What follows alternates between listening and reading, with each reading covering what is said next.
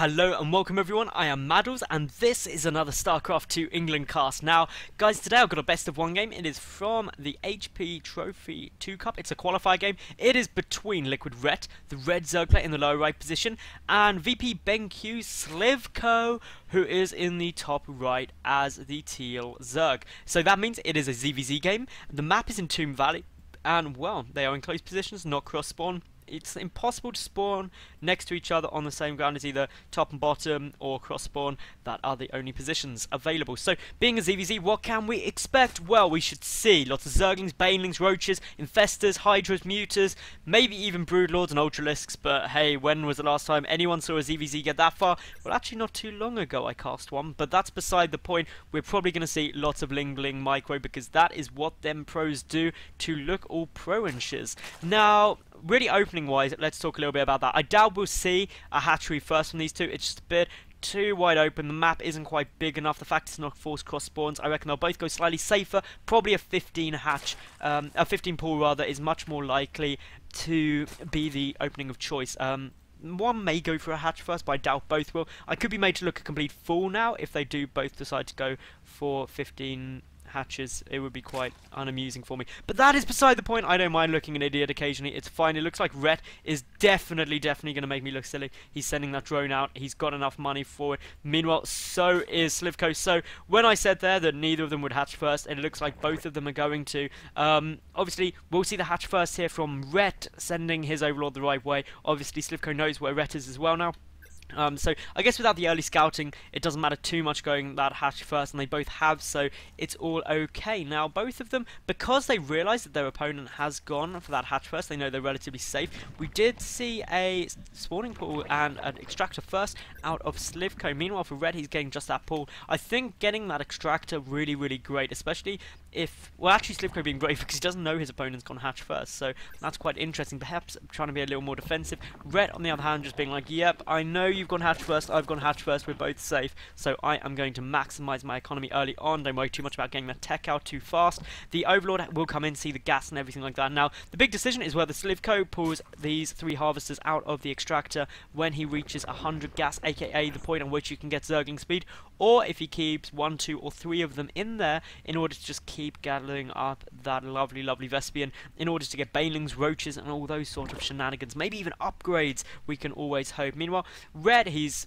there, he's got his extractor going, everything's fine. Now, we're reaching that critical point where we can see what the choice is going to be from sLivko. Obviously, Red's still there. We've got the double queen coming out for both players, so really quite a nice opening. And, well, we've got 1 drone pulled, 2 drone pulled. Is the 3rd drone going to stay in there? Yes, it is for the moment. So sLivko just like, I'm going to have a little bit of gas trickling in.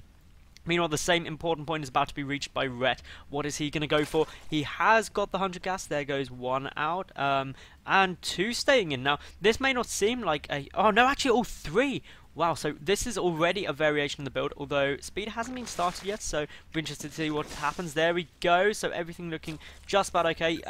Obviously, by keeping the 3 drones in gas, Red will be able to get up Banelings and also Roaches a little bit quicker, but his Zergling speed is slightly behind just due to the later gas. May see a Spine Crawler thrown down for both players. That's usually something that's quite common, and getting a lot more common. If anyone's been following Hard the Swarm and things like that, it is starting to be seen quite frequently, actually, just getting that Spine Crawler as a matter of course, due to various things in pretty much all matchups. We're seeing that now, so definitely something to get in the habit of. In ZvZ, it just helps dealing with lots of Banelings.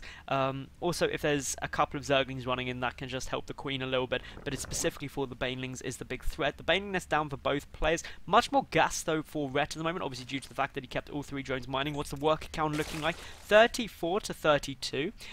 So Rhett is still just ahead in terms of the worker count. That means he'll have a little bit of better income, but lots of Zerglings streaming across now, and Red will see all of this. What is his reaction going to be? Well, he's got the Zerglings here already. He should bring both queens to the wall. He's got this Spine Crawler on its way down, so he's ready to defend this. And, well, that is a queen getting surrounded, which is never really what you want. That queen is going to go down. That means less lava injects available. That's a good little win there for sLivko, who is also now just going to go and try and pick off a couple of drones. Doesn't manage to get too many. Gets, well, 1 apparently. So well, it's better than none, but the queen is the massive win in this situation. But obviously the counterattack is always going to be the threat, so that's why we've got 2 banelings coming in. We've got the queens moving forward now. Really, red has to do some damage now, or he's going to be in trouble. He has already restarted making that queen, but the missed inject is going to be the big problem. Now we do have the banelings there that will scare red away for the moment. Meanwhile, we do have the double Evo chamber on its way down for LiquidRet, so that's going to be double upgrades compared to what is no evolution chambers but is a lair. We've got the 3rd and 4th gas on the way out for sLivko as well now. He's getting up his spine crawler.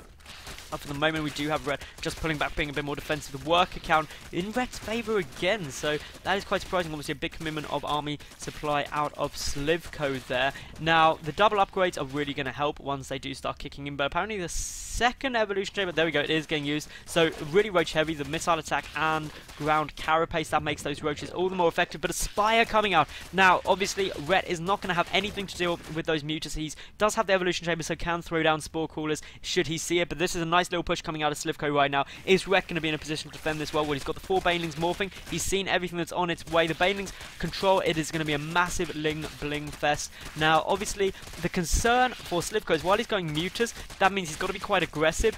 But should Rhett get up a good number of roaches, and I'm thinking it's going to be a 1-1 timing push, the problem is what if your opponent just comes and kills you? Mutalisks do not engage that well head on. It can cause a bit of problems. Now, as you can see here, we do have red looking like he's going to go and take his 3rd base already, with 3rd already on its way down for sLivko. The Overlord being at the 3rd base position, brilliant, and let you know exactly what your opponent is planning.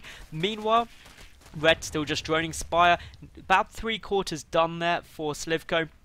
Taking a look around this map, we do of course have roach speed on its way out for red, and well, the roach one nearly finished up for sLivko as well. The concern is really just what if there was a mass roach push out of red before those mutalisks really start hitting.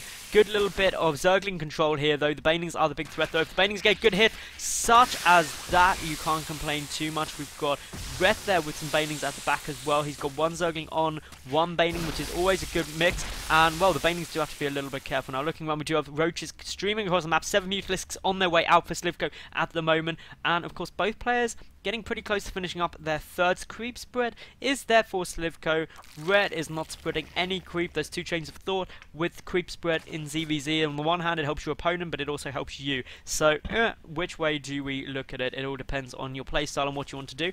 Now, obviously, these mutas coming in, are we going to see any reaction out of red? He should see it. All of these forward overlords, though, are at risk of dying. That is always bad times if you have dead overlords, because not only does it risk supply blocking you, but it also risks well, 100 minerals and also a lava, which can be a right pain. But here we go, we do have those spore crawlers on their way down now, and red is just sitting there. This 3rd base is definitely going down. I don't see any way red is going to be able to defend this. He's got all of his units up here. He's bringing all of his overlords back. The 3rd base going down though, that is a massive loss, and sLivko really seems to be dominating right now, picking off an overseer. These 3 overlords all at risk of dying. A 4th base coming down here as well right now.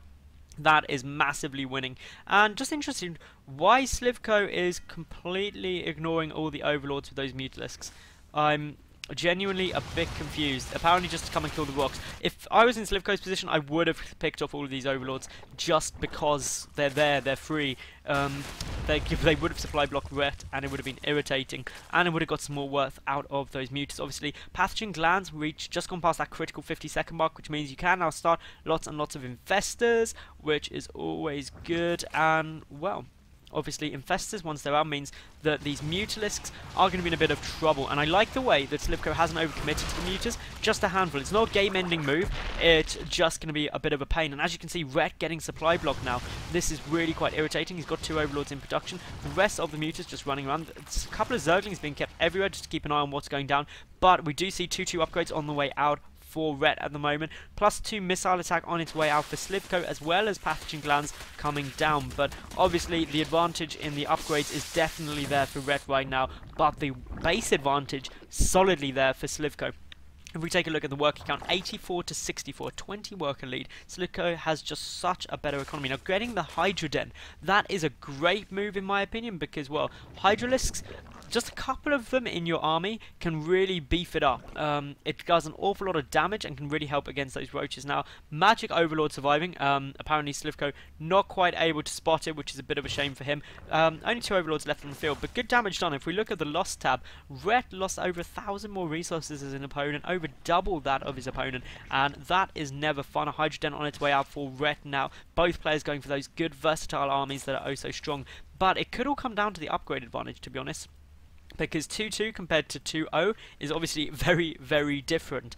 Especially when you start thinking about how much damage these units can take and really how effective the Hydras are going to be. I mean, sLivko going really heavy on Hydralisk, actually 13 of them throwing into the army. That might be more than I would necessarily get. Red appears to be going a bit more heavy on the roach count. I mean, already we can see that it's 20 roaches to 23 with a lot more in production for Red. He's getting ready to take his 4th base. He's running some Zerglings around, just trying to get some flanks off. And yet another expansion out of sLivko. This is absolutely crazy. He is going mad for hatcheries. He's just like, I'm going to be a base up no matter what you do, fool. And that is really putting Red under some pressure. As you can see, the supply count really quite different. A couple of Zerglings just getting sacrificed, and well, a little Zergling run by coming up towards the 4th base. This should be able to do some good damage. Of course, with the 2 armor, that Queen definitely going to go down, not going to be able to do enough damage, but all of the army pulling back, or at least quite a few Zerglings pulling back just to defend this, but the rest of the army moving forward for a push. And really, as you can see here, 12 Hydras on the way out for Rep, but sLivko does have the supply advantage.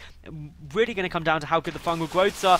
Big fungal growths there, right, for sLivko, so he is already in a good spot. The fungal growth going down as well for Red. He's catching all the Mutalisks in there and actually gets a fungal growth on the Infestors themselves. That is always good.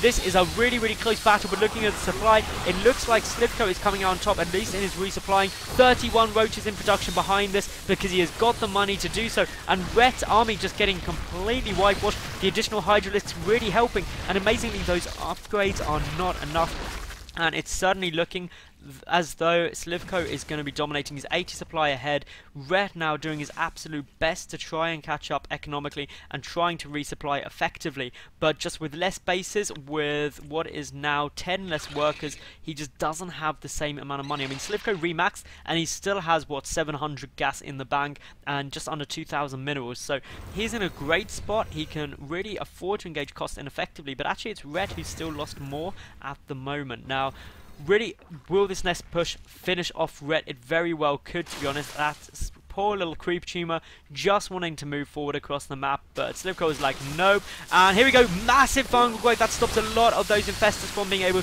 and roaches being able to engage. The Hydralisk with the extra range doing so well, and I think this is going to be game. sLivko doing a great job of resupplying behind this, and there is the GG out of Ret. So that was an amazing ZvZ game, guys. I absolutely love that. Thank you very much for watching. If you did like it, subscribe, like the video, leave a cool comment, and follow me on Twitter and all that shenanigans. Anyway, I'll see you tomorrow for yet another new game, or flick over to my channel for all of my back catalogue. Thank you very much for watching. Bye for now.